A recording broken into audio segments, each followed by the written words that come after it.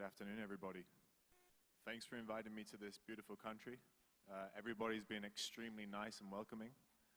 Couldn't have had a better experience so far. And thanks for taking the time to come here today. My name's Sam Buxton, and I'm going to be talking about blockchain business in Europe. Before I do so, a little bit more about myself. I was born and raised in Gibraltar in Southern Europe. In 2007, I went to play college basketball in the United States, and I was there for 4 years playing college basketball and studying finance. After my college career, I started a startup bank with some friends, and I spent 5 years dabbling in fintech and banking solutions. During that time, in 2014, I was introduced to Bitcoin, and it changed my life forever. And I'm a true believer in that blockchain, as Professor was saying before me, is the future. Currently, I run my own business in Europe, and I am advising Suponic Europe. I'm advising Jonathan and the team on the right and correct steps for Suponic to take to become one of the biggest and most prosperous exchanges in Europe. So let's just take a deep dive in. Despite the bearish cryptocurrency markets in 2018, governments in Europe and certain companies have been making the correct steps to build the foundations for a prosperous blockchain industry. But why Europe? First, we have to ask, why Europe? Well, not only is it the third largest market in the world, the third largest region behind Asia and Africa, it's also a blockchain-friendly region. And the EU, the way it's structured, allows easy and fair trade between member states, making it very attractive for the Suponic Group. A blockchain-friendly region. So to date, Europe or European blockchain businesses have not seen as many shutdowns, arrests, and things of this nature as other continents or regions have experienced. And this isn't because European governments have not been have been complacent rather, but it's because they've been proactive and they've taken the steps to start regulating blockchain early on.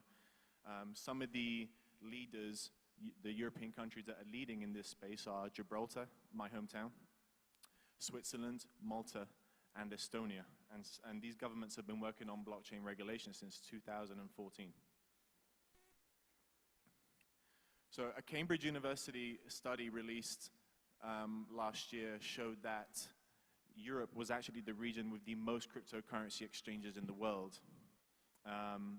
Funny enough, as of today, only 26% of cryptocurrency exchanges are licensed and regulated. And you may ask, why is that important? Anyone can just set up an exchange and launch an exchange. Why does it have to be licensed and regulated? And there's many good reasons for that. Here are the top 5 that I could think of. It increases the reputation and attitude to business. So achieving a license will give Suponic that top reputation. It'll provide users with protection and reassurance when trading. A DLT provider is required to have systems in place to prevent things like money laundering and terrorist financing, things that we do not want associated to this sector and industry. A DLT regulated company, and apologies, DLT means distributed ledger technology, or in other words, a blockchain business. A DLT regulated company is expected to demonstrate it has adequate financial and non-financial resources. So we don't want exchanges to start popping up everywhere that customers sign up, deposit their hard-earned money, and then an exchange disappears off the face of this planet. That has been happening, and that's where we don't want the industry to go. Number 5, DLT licensing will assist with bringing institutional volume to this industry. And that's the key. Institutions and the big money of this world, the major financial corporations will not be investing into this space unless companies are insured, licensed, and regulated. And a DLT license is the first step to providing that infrastructure. So not only is regulation a trend right now in Europe, but security tokens are also starting to make some noise, and there's a bit of attention in the space right now.